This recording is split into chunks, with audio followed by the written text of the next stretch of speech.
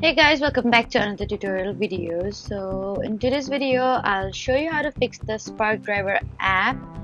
So if the app is crashing, freezing, or not working properly, then just follow along.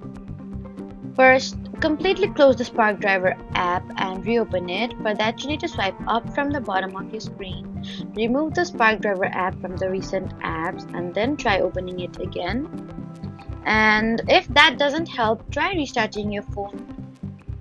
Next, make sure you have a stable internet connection, and you can try switching between Wi-Fi and mobile data to check if the problem is with your Wi-Fi.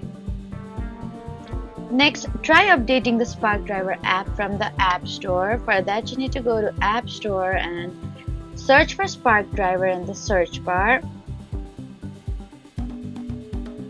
And then tap on Update if any update is available. And if you're using iPhone, reinstalling the app can often solve temporary issues.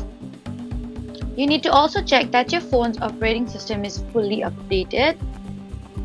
Finally, check if Spark Driver is experiencing a temporary outage before continuing to troubleshoot.